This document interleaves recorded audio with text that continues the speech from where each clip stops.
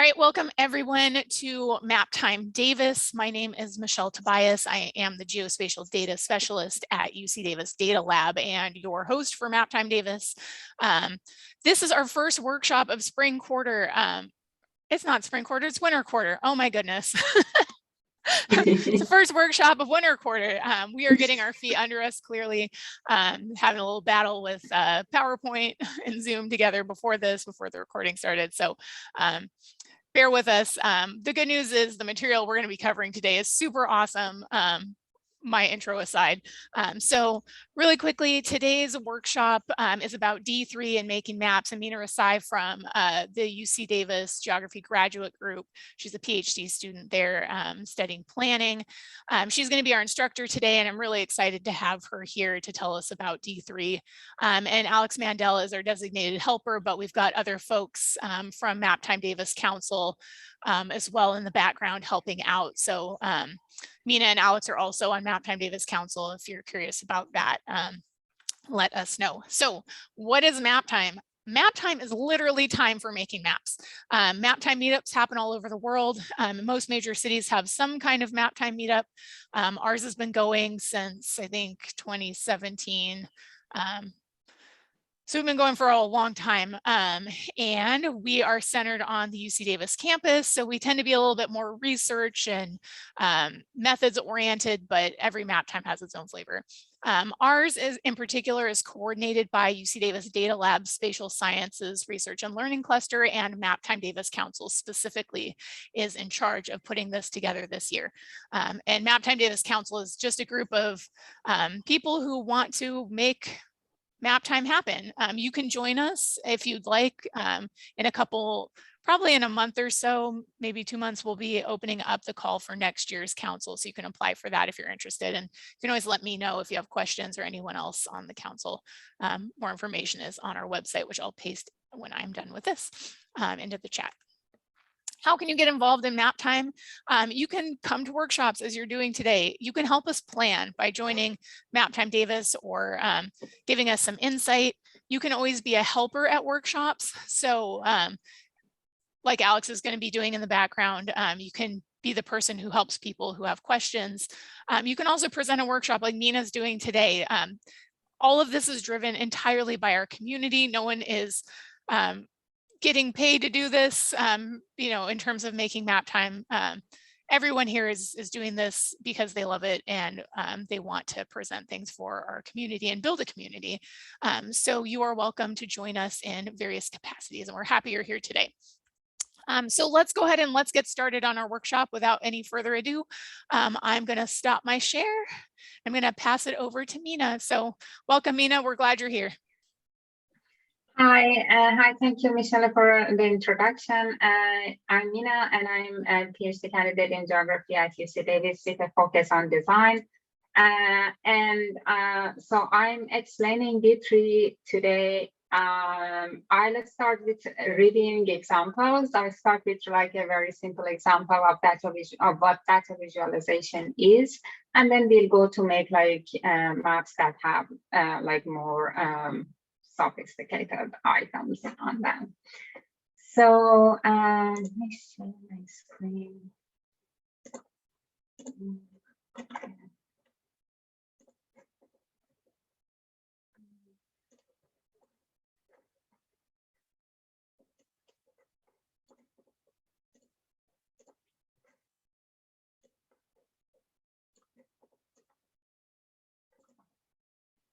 So D3 is a JavaScript library that works with HTML, SVG, and CSS. And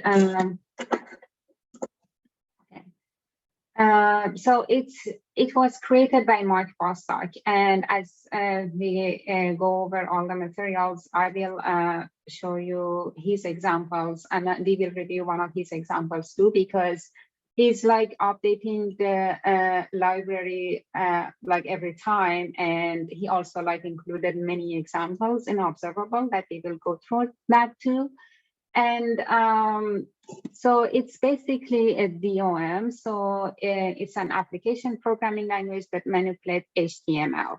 So for that, we need to learn a bit HTML and CSS, and I will work basically every code that we will review today. You can run in your local house. So if you have Atom or like any like Sublime or things like that, you can write on that and run in your local server. You can also alternatively work on Planker, which is like Planker for code. It's like a playground for code that you can sign up and easily type your code in that. So I will show you some of the examples of what HTML is, and for instance, if you okay,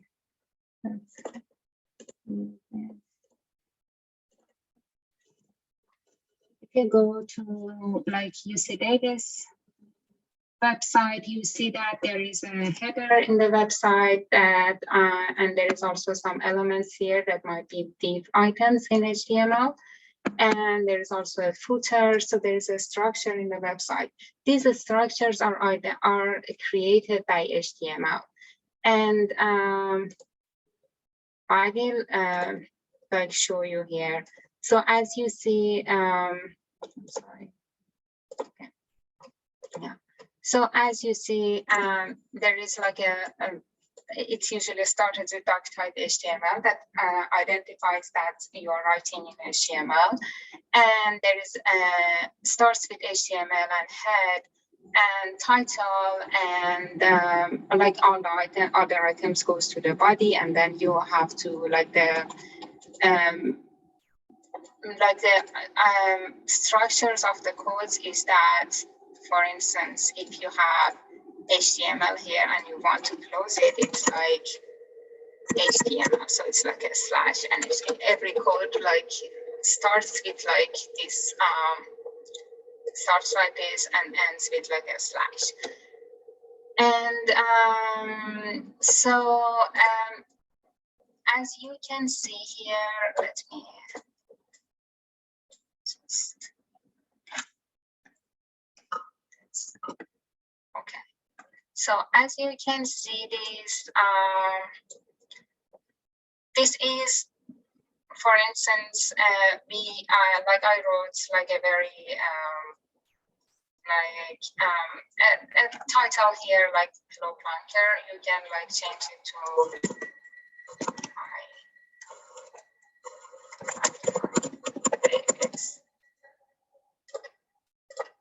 and like paragraphs obviously have like a lower, there's a hierarchy between these two. And what about, like, as I said, CSS is about like styling your HTML. For instance, this color comes in like the style sheet. So for instance, body, you can like write like a color in it, and you can change the color whatever you want. And for instance, H1, which is Map and Davis, can be like here, can be poster. So it's like, so padding is shows that where you want to see your elements. And the other thing that we will go through is, let me back to the PowerPoint.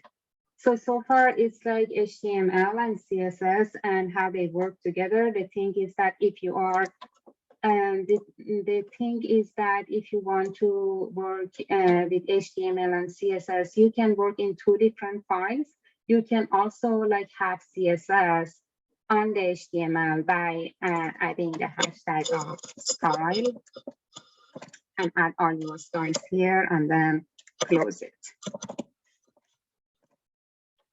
The reason that you work with other in other files is that to keep your codes short, and sometimes codes really get heavy, so it's like you add it into other files, but link it here in the style sheet. Okay. And for D3, as I said, you have to know about the JavaScript too. And there are like different functions of JavaScript that you will need it in D3 too, such as a const, var, and let. They are used to define variables, and they will be assigned to a value, and you will need it when you want to like load your data or like work with your data. For instance, const, let, and var. Const was like in like earlier version of JavaScript, and let's and var is like newer. So it's like how you load your information and how you like include your information in these types, and then you can refer to these items when you want to like work with them. And so var, as I said, it's what we it's like a const, but it's like in newer version. And so there is also some other thing in JavaScript called function, which is a block of code that's designed to perform a task. It is usually useful when you have when you want, for instance, a change in like your data, and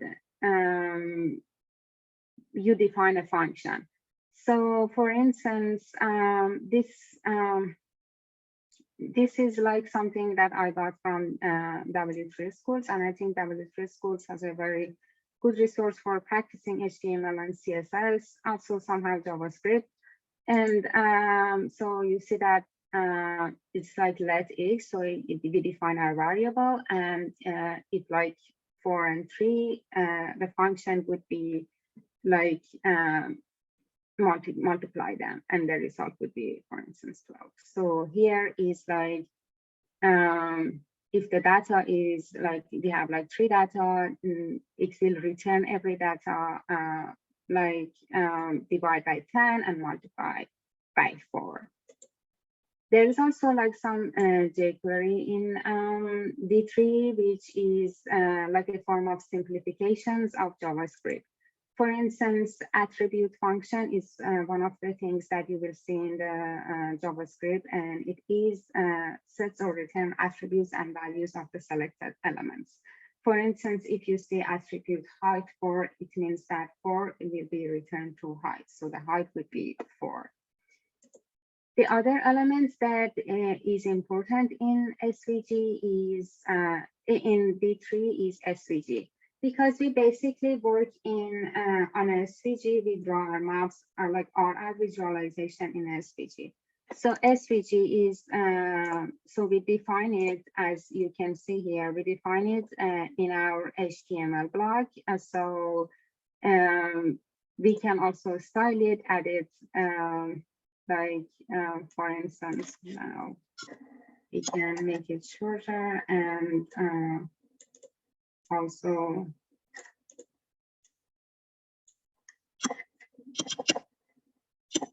yeah. So for instance, if you have this SVG, our data visualization should go somewhere here. And so it provides option to draw different shapes such as lines, rectangles, circles, ellipses, etc. So now we learn like going to the D3. Is there any questions so far?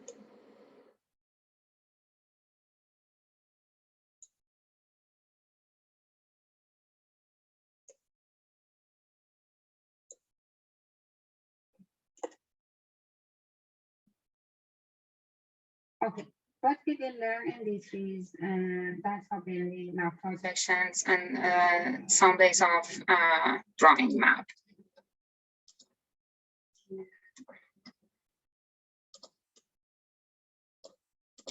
Okay, so let's say we have this data, and we want to work with this data and visualize this data. One way that we already know is that create something like, if you go to map time playlist, it's on data visualization and first practice. So what we do is that creating our SVG and include the SVG. And what we do is that because we want our data be like visualize our data as a chart that visualizes as like rectangles. So it's like, for instance, we say rectangle 1, it's the x-axis is like 25 and the width, and we also set the fill color for it. And then we can run our other part of the code, and I will explain. Okay, so this is like our SVG part, which includes rectangle in it. So basically, when we run D3 from like the source, this should be like every time you run your code, it should be in your script tag. And so this is like the tag that defines our data. I use var method, and it's like 400, 600, 100. D3 select all is select all the parts in the SVG. This time it select all the rectangles. And then the data is population, which we define it here.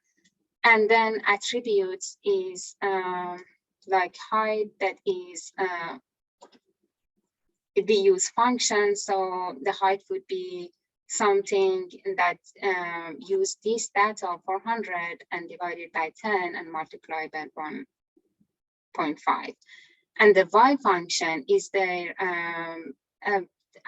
how much of the SVG they want to like it will occupy. For instance, if this is our like SVG frame, we want to be sure that there is it like on the right place, and this will define our y-axis.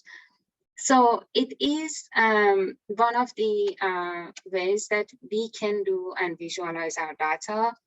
And we also like can use it in other way that will looks more like when we want to define our map. So far, do you have any questions about D3 select all, or like any problems with the visualization?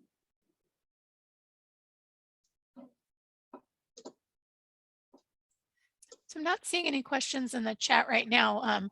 Feel free, if anyone has questions, you can either put them in the chat or you can unmute and say them verbally if that's of interest.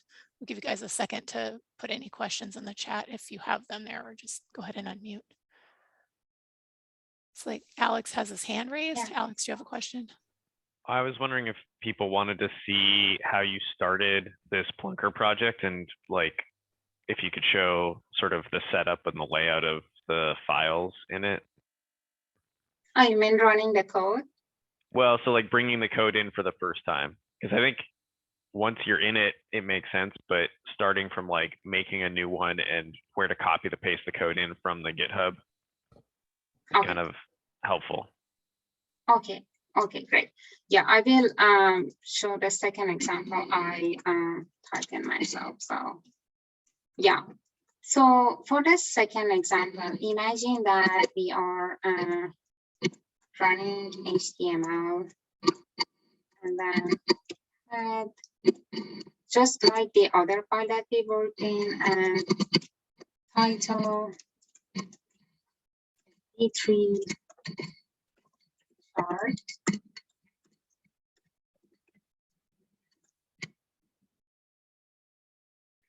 And script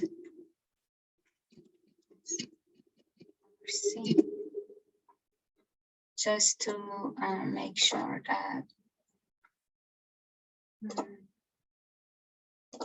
D3 is like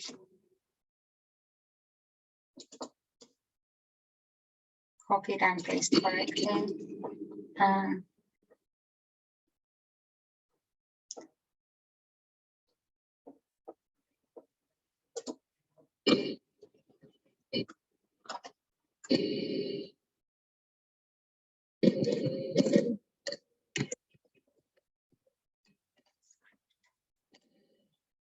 And then that paragraph. Now in the body,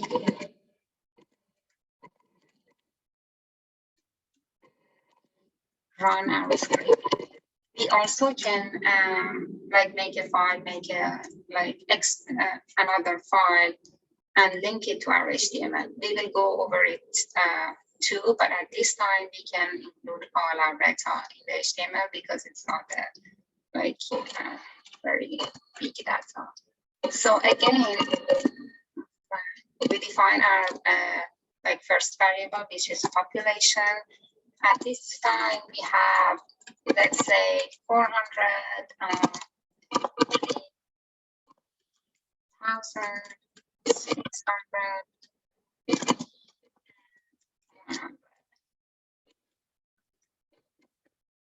And we define SVG as a variable this time. And we say, select all body.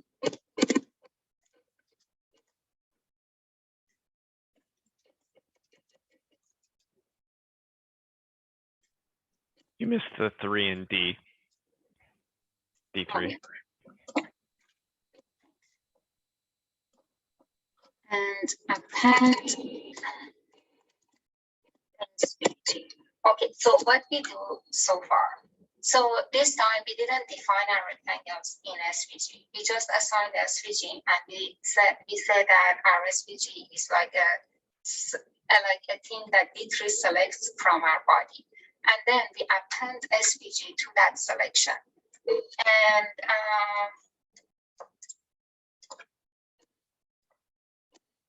second,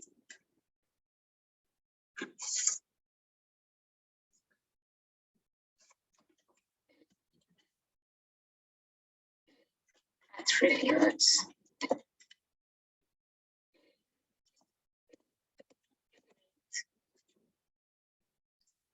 We again say 500.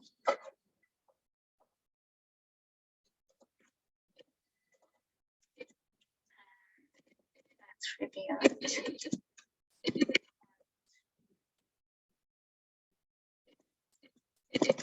It should be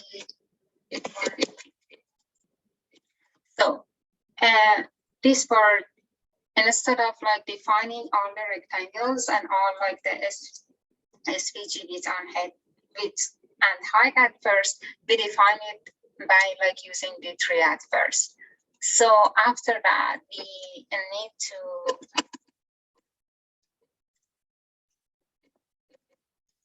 SVG, use SVG, select all.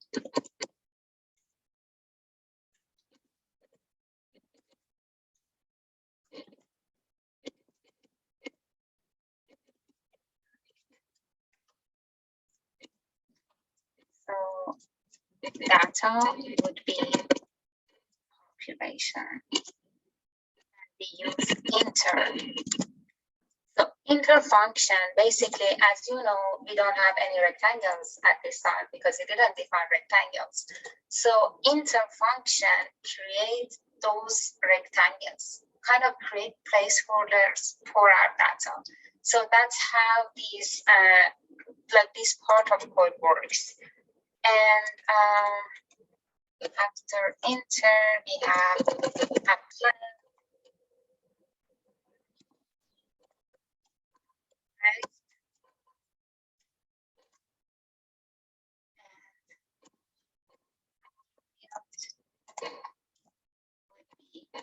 X. Now we have to define a function.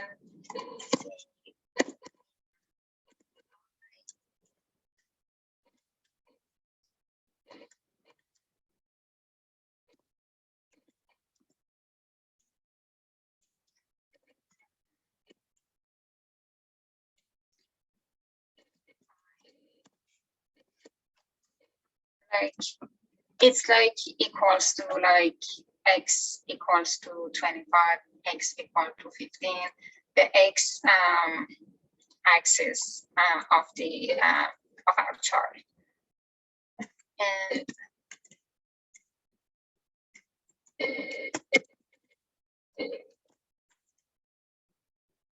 okay, sounds good. And other attribute would be neat. Would be one. And the other attribute would be height. Which again, like the other examples that we worked is return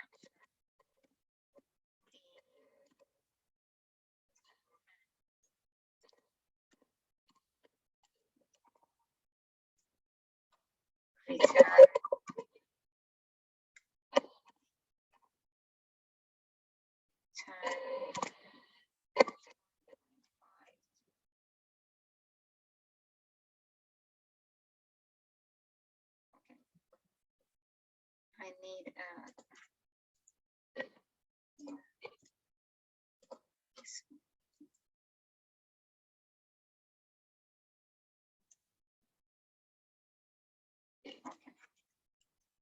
And then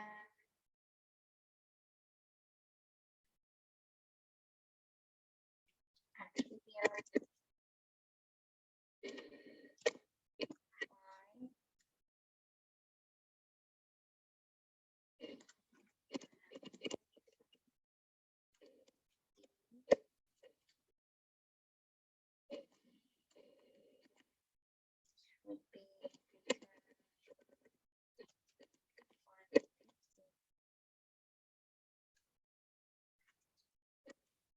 like the other one. Okay.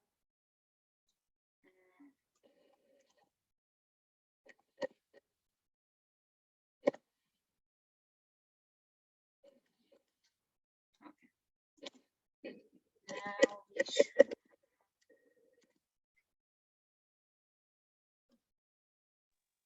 I think we noticed there's some typos, so maybe you just want to copy and paste it from your pre-written example. yeah, maybe there is a typo, so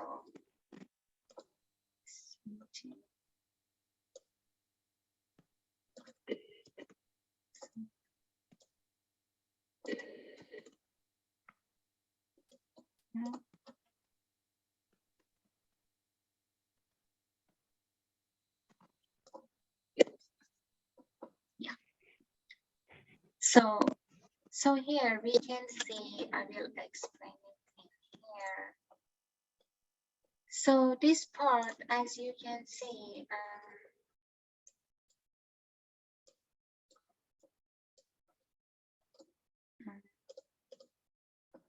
okay, as you can see here, this is a part which we create our SVGs. So our bars will have a place.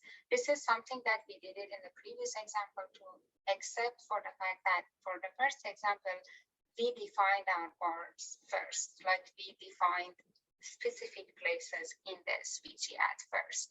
But D3 does not work like that always, because for instance, when you want to make a map, you can't like define all the paths because like they kind of work with data and like they have to be different shapes and it becomes more complicated. So what we do is that we use select all and the inter function that creates a place for your paths, for your like kind of your placeholders.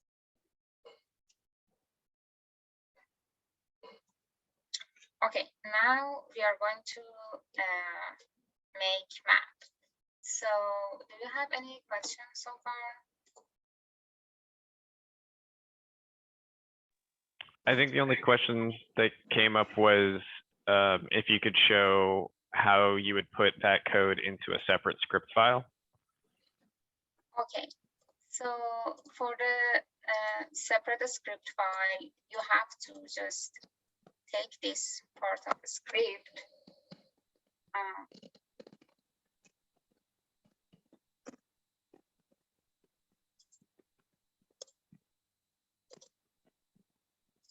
create a file.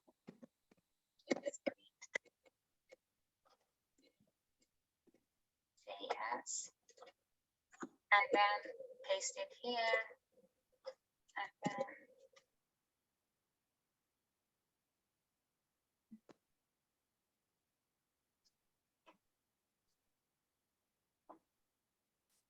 link it here by saying that script src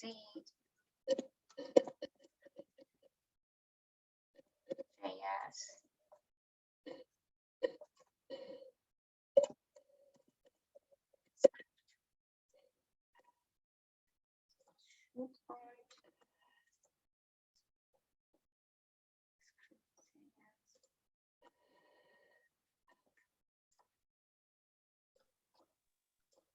Okay, the thing is that you should remove this tags.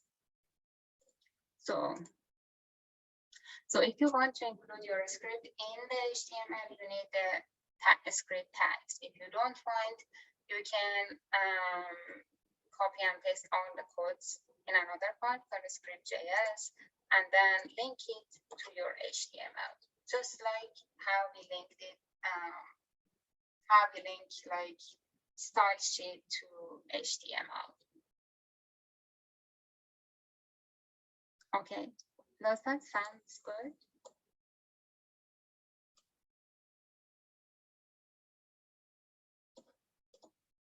Okay. Okay, now we will go to map time database and this time map visualization. I have like 2 examples in this part that I want to go over both of them. What we need to know is what we will learn in these examples is like G function, which is like a group for like is grouping the switchy elements, which is like very helpful where you're working with D3, and 2 of like packages of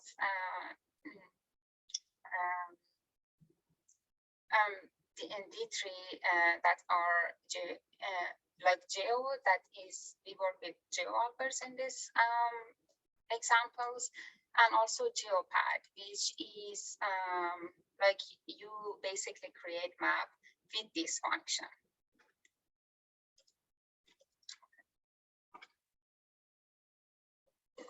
Okay, so first example.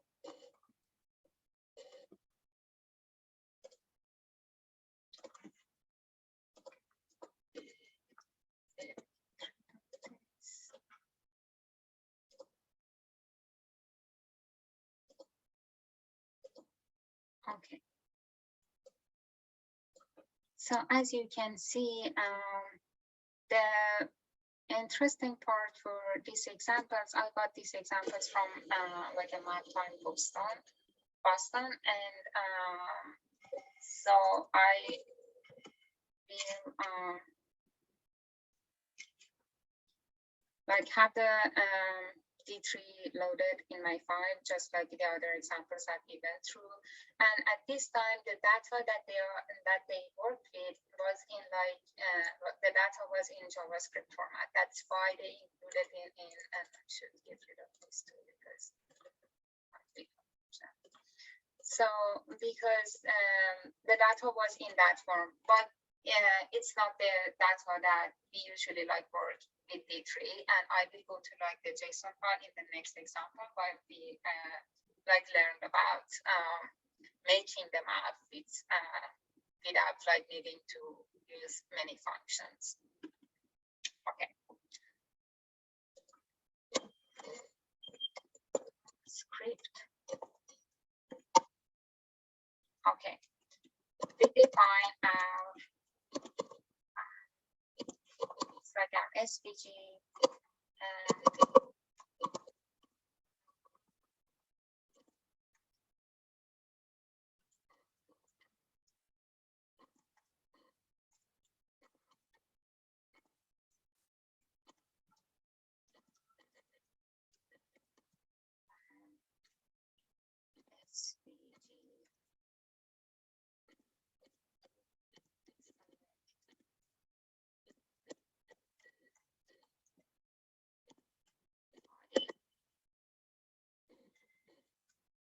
And as our previous example, we use a plan.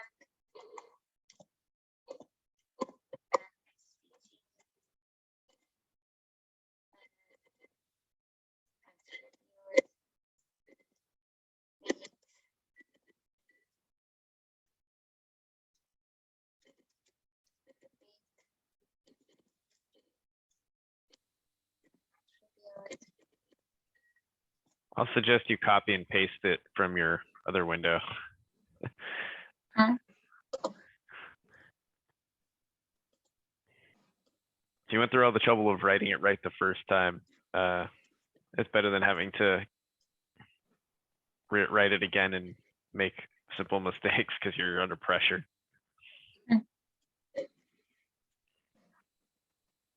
Okay. And then we define our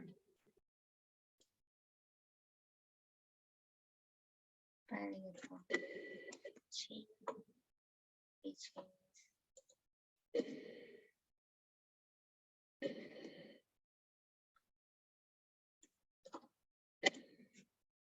this is like the thing that groups all the elements in SVG, and this part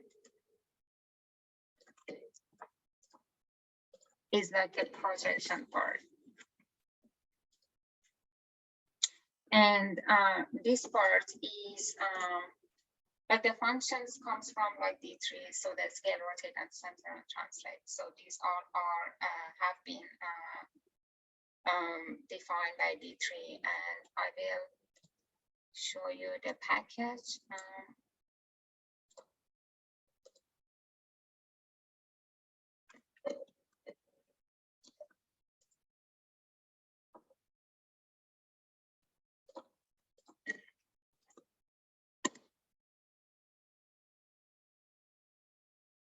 Okay, so if you go down to the package, you will see different projections that you can use in your D3 file. So yeah, what we use for is like Albert's projection. So it's like GeoAlbers, the function is GeoAlbers.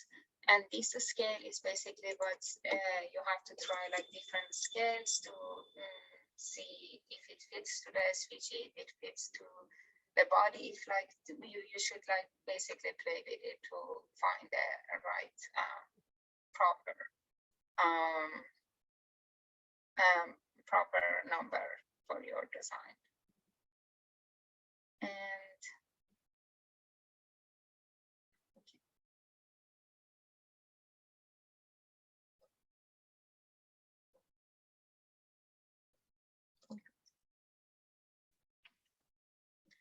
and then it's GeoPad, which we design. So which we include. So GeoPad is the function that basically draws the map. So it uses like this projection and make the map. So this part is the last part. Is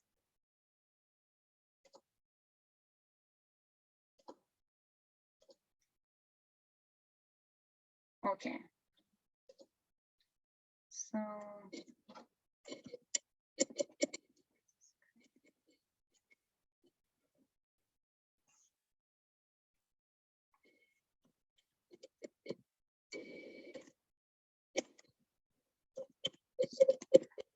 must be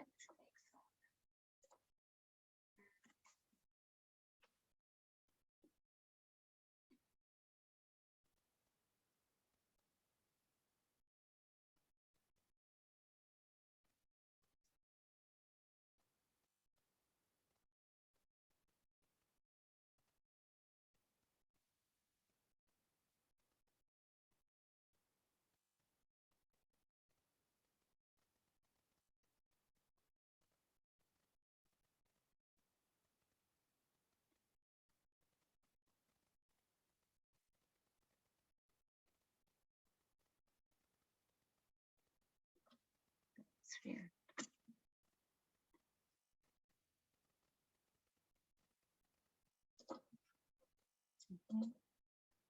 Okay, yeah. So I didn't just click on the preview. Yeah. So if you see here,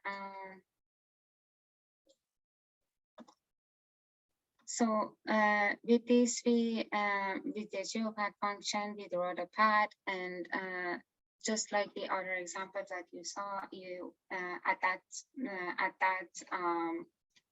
example for the data visualization, we used like SVG select all rectangles. This time we use G element and G select all and select all paths. And our data this time is our neighborhood JSON features, which we defined it here. Can you talk a little bit more about what the data looks like? Yeah, we will go into data in the next map workshop, but it's basically some coordinates that like it's usually like these data are like the coordinates of these like specific areas, and they usually like define it like the item of feature. That's why we also like use features in here. And the other parts is like the interfunction, which we like create these paths, and also append and attributes is just like how we fill the map and how like we color the map. And how these like paths can be created by using like the geopath function is attached to the data. So like this attributed to the data and then create the map. So is that clear? Yeah, keep going, because you said you're going to show us more in the next example. Okay. So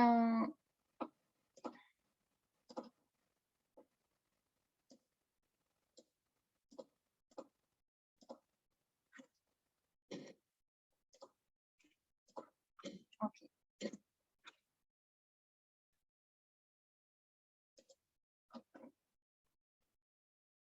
Okay, so now we are working on map visualization and the second practice.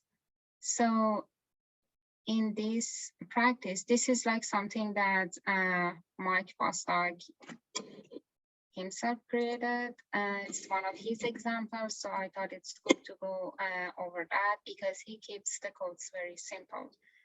And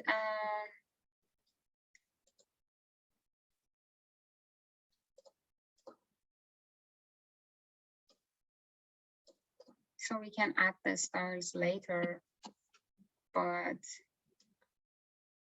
here is the defining the SVG and the scripts. Like at this time, we include also topo.json. So basically, D3 language works with GeoJSON files, but GeoJSON files gets very heavy as we want to like load them in the language. So for this one, Mike Bostock curated like a topo.json file. So what we download is like what we include in the in our code is a topo.json file.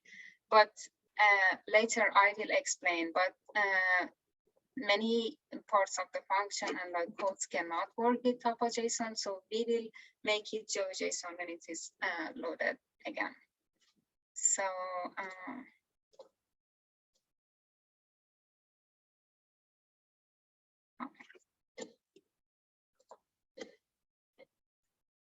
okay.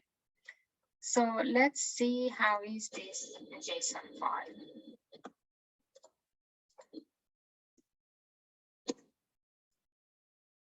Okay, as you can see, there are like different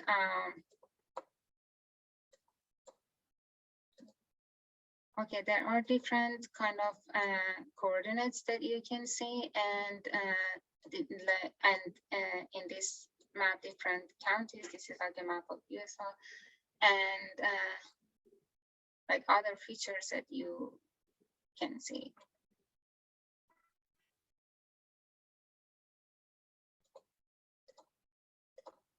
Okay, and D3 JSON is used to like load the data, and then these functions you already saw that this is like a D3 geopath. This time we don't need the geoprojection, but the other parts is let me this part is like exactly what we done before.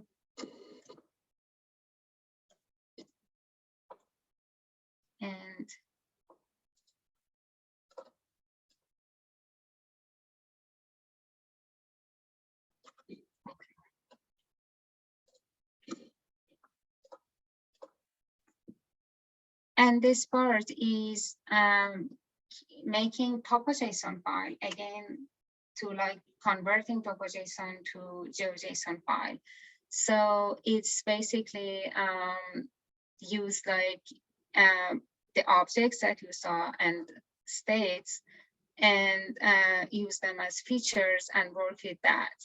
So if I want to go in more details, is that so you see that we make a group of all elements in SVG, and then topo.json feature convert topo.json to GeoJSON. So it's like more easy to, like it's something that we have to work on while working on D3 after loading the data.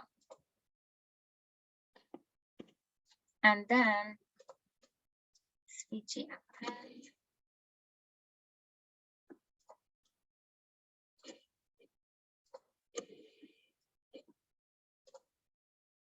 Okay, so now we have the map, and the attributes is like the state borders that is attributed to the class. And these are, this can also be patched just like to make the borders more clear. If we want to add the styles, we can also have styles here, which includes like some of hover effects which you can add.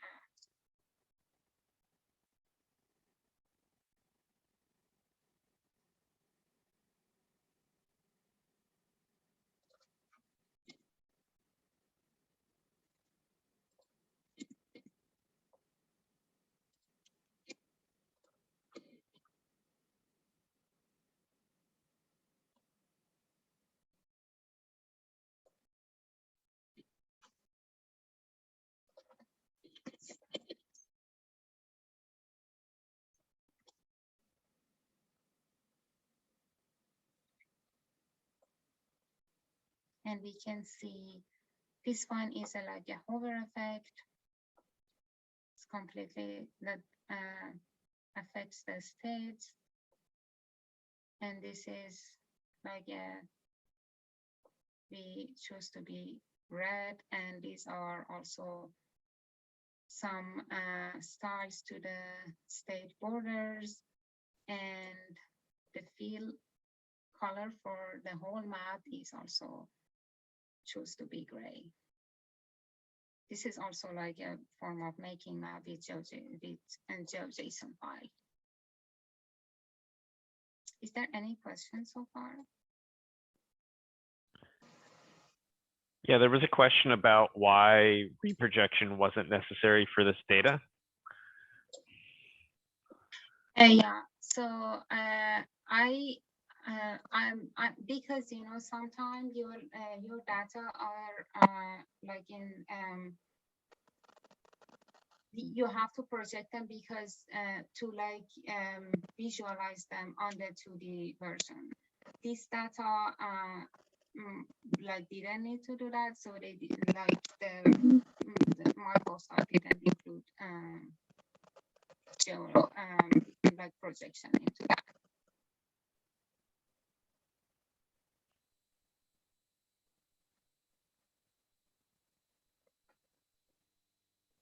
I agree that the Hoover is like, it's not something that added by animation, but it's like a style in CSS, because CSS can also, like with Hoover effects and things, can have like some animations too.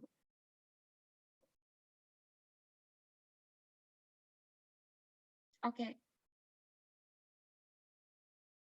Okay, so let's go back to the thing that,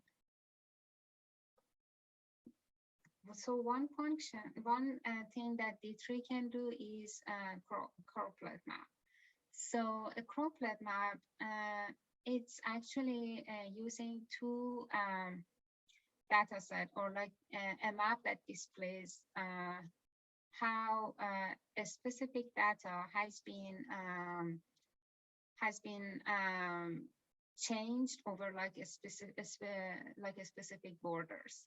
So it's like displays divided geographical areas or regions that are colored in relation to numerical variable. It allows to study how a variable evolves along a territory. Okay, what we need to know for this croplet map is two packages. We went over one of these packages before. One thing that we need to go over is like the D3 scale threshold function, which is for the library of D3 scale chromatic. So I will show you how it is already defined in many like scales. So you can basically choose what scale do you want, and basically just copy and paste the code. So it's like different versions that you can choose.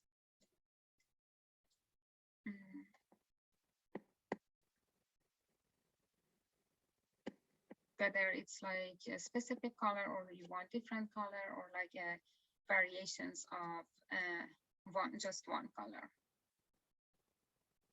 Okay. Now we will work on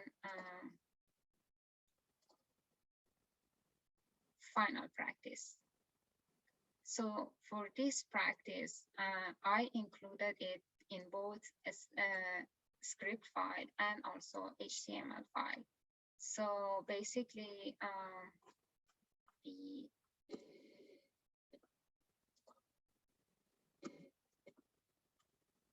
use this, just like the other HTML sources that we used. We then add a title if you want.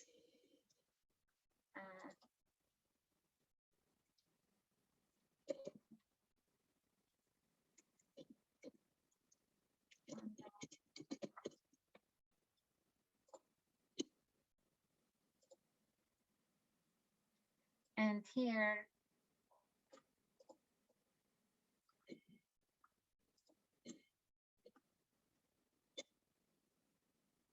yeah, we can, we use like D3.js and also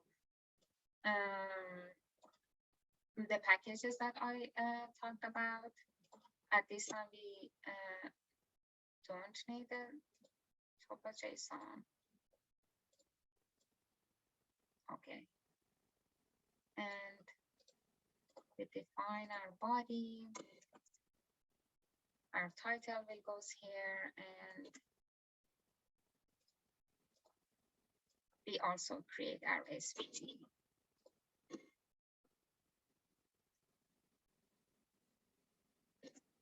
Okay. We also link the script file into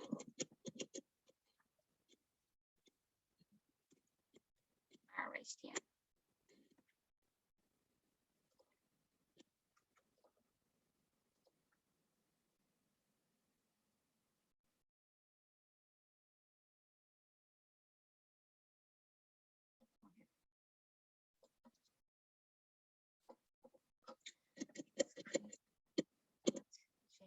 sequence.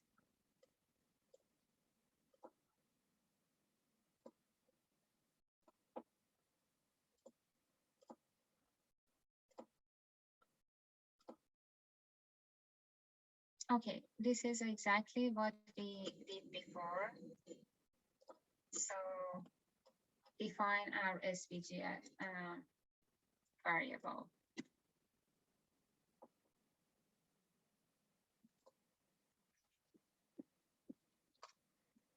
And a projector.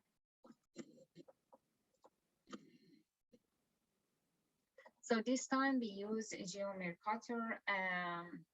At the first example, we used GeoAlbers. This is like another like geo projection, and we will also like play with the scale and things after we loaded the map. And this is also something that we already loaded.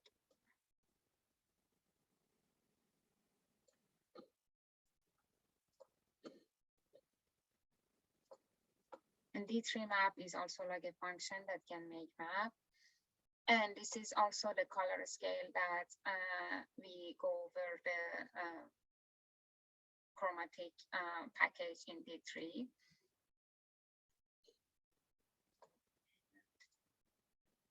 We then load our battle.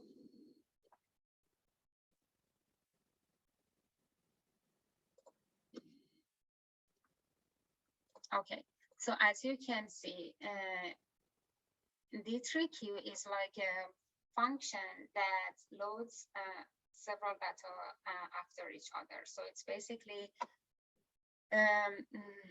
loads the first one, second one, and then leads to an await function.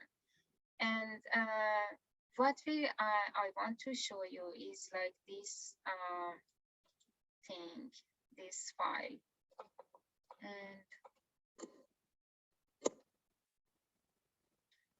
okay, so as you can see, there are 3 different attributes here, pop, code, and name.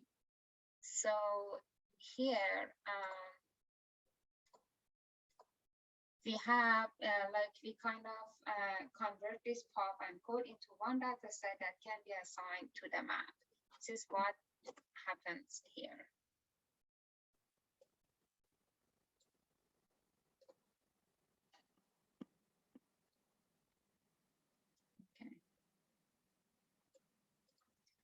Okay, now for, because the result would be something like, let me show you what would be the result.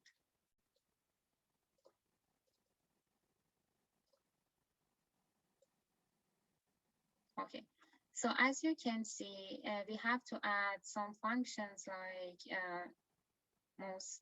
when mouse goes over the countries and what happens when they there's like 2 functions. So when you go over and they became darker and other countries became like less have less opacity. So these functions have to be designed. And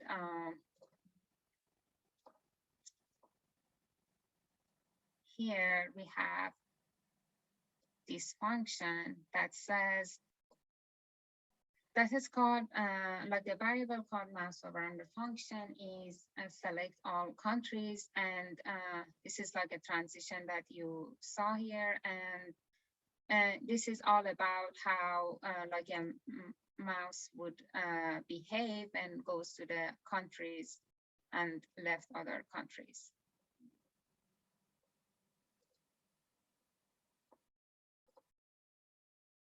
Okay.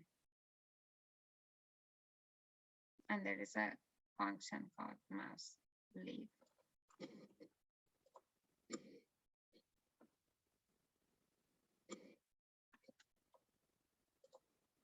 Okay. And now we can draw our map. This is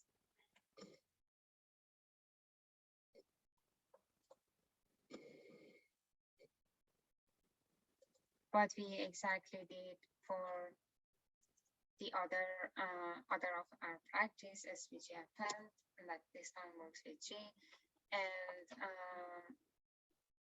then select all path and our beta that is like topo feature set which we defined before.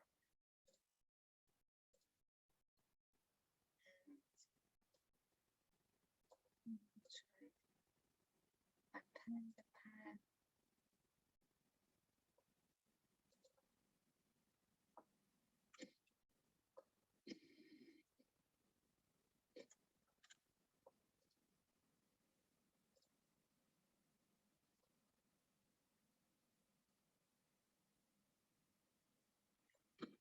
And for each country, as we also have in the my postdoc, and in the first example, it's we use like the results of the D3 geopath function, and for making the map, for creating the map, and then set the color for each country, and these are also like they are strokes and kind of things that those should be. Okay. It's here. That's why it doesn't.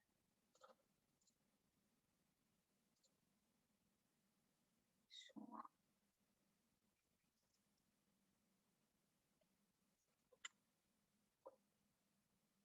Okay, it's because we haven't defined our, oh no, we actually defined it. Okay. Okay, I think it's because of this.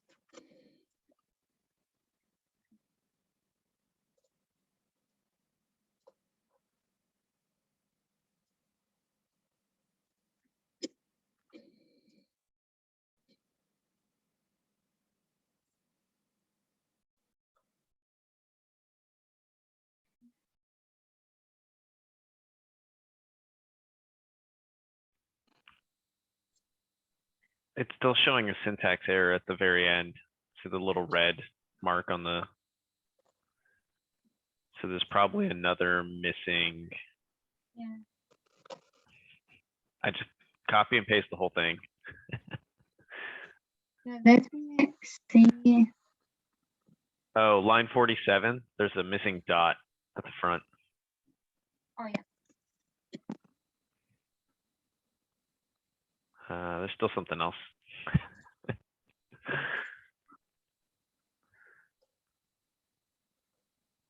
But yeah, why don't you just copy and paste the whole code over from the other page?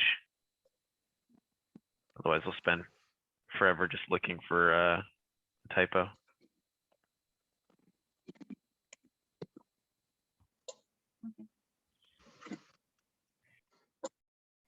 Okay. So this would be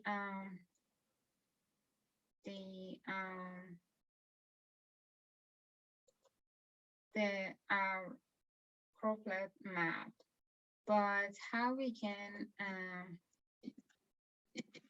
change it? We can use the scale, and you know when I change it to like this scale, it doesn't fit in the SVG. So I might go. This is how SVG works. I think this examples shows that.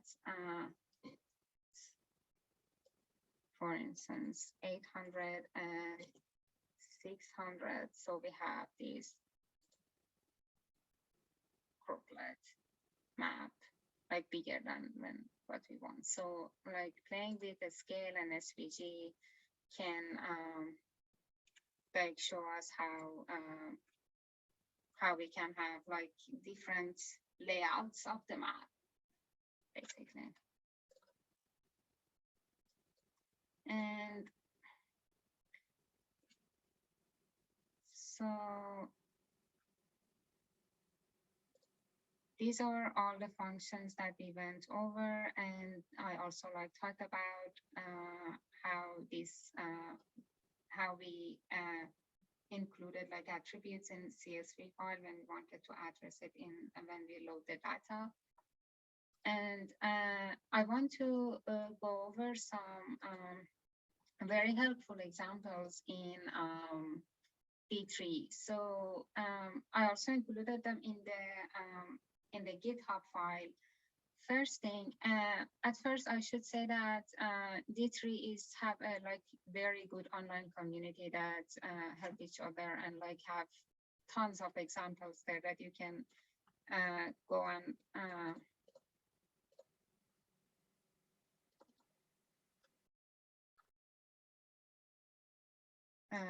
download if you want. So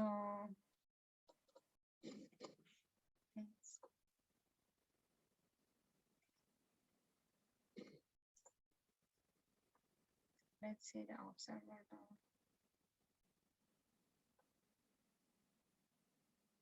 Okay, so it is like the observable files of my postdoc, and you with the codes, and so you can basically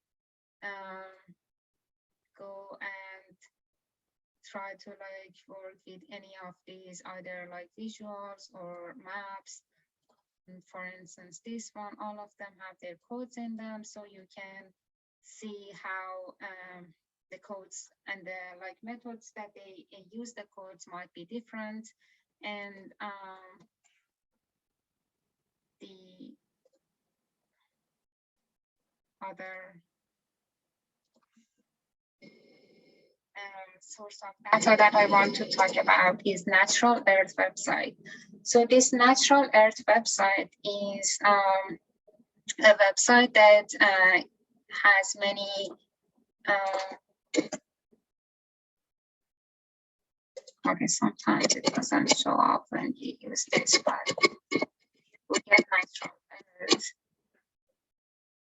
So you can see different vector-based files that they have, and you can basically go and download them as your GeoJSON file. But the problem, not the problem, but when you download the countries, there are several, as you can see here. So there are several files that you definitely don't want to work with them. You work with shapefile, and there is like a map shaper. I think my postdoc has created it later, that you can select your shapefile. Let me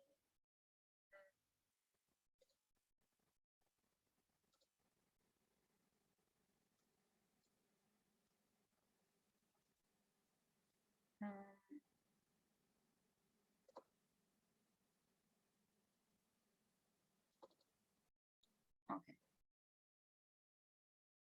So you can create your shapefile here. So you can see your shapefile, and then you can export it to TopoJSON.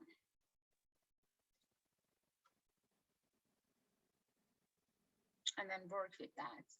So you have your local file. You don't have to like use websites or like GitHub. Sometimes it can be helpful. And the other source is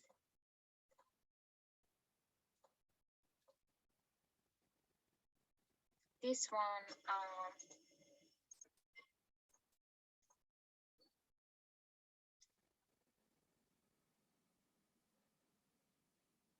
So this one is a good example for showing you making a complete map step by step.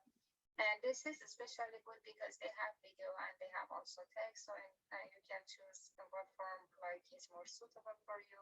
There are also different examples, different parts of the codes that you can work with. But the thing is that this file, the file that they are working in, you have to like use this hub or planker to load their data because they are too heavy and they can't be shown on localhost. So Yeah, so sometimes there is like no problem with your code always. You can like check and inspect. And in inspect, you can see if your code have problem, but when there is no problem in your code, it's like a kind of server problem. You have to, like your local host can't render your file because it's like too heavy or things like that.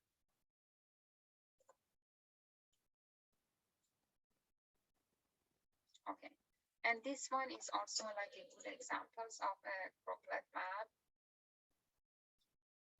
with the legend, and the legend is also like defined by SVG. So you can also use this map, this code, and like if you didn't practice with it, it's also like a good example. And always like see what changes have been made to D3 because it's always changing. Some functions may not work in the like newer version, or maybe you have to use other functions or other things in like the earlier version. So be careful about that. And as you see, Stack Overflow and like Google Lingua problems can also be very helpful, especially for D3 that is like an evolving data. Evolving library that is always being updated. So it's good to like check on them too.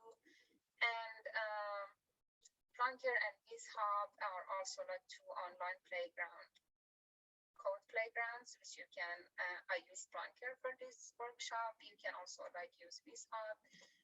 And there is also like a good article, a motivational article about why you should learn D3. So it's also like a good article to read to keep you motivated on continuing learning D3. So yeah, that was all I had for this workshop. So thank you for your attention.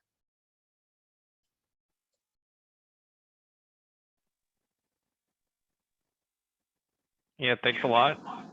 I think we can stop the recording now, and then if people want, we can have discussion, questions. Yeah, that sounds good. I'll go ahead and stop the recording. That way people can feel free to ask all the questions, not just the smart ones. And then we can, we'll deal with those then. So again, thank you, Mina. I really appreciate this. And I learned a lot today, and I'm really surprised by how similar some of this is to Leaflet, which we're actually going to talk about next week in map time. So I'm just going to plug my workshop for next week before we finish up here. But thank you again. This was really cool. I'm excited. I made like 4 maps today with D3. I've never made them before. So thank you. No, of course. Yeah. Sorry if there was like some technical problems, and yeah, if like the code was not shown, I'm sorry for that. But yeah. No, it was great. So I'm going to click stop.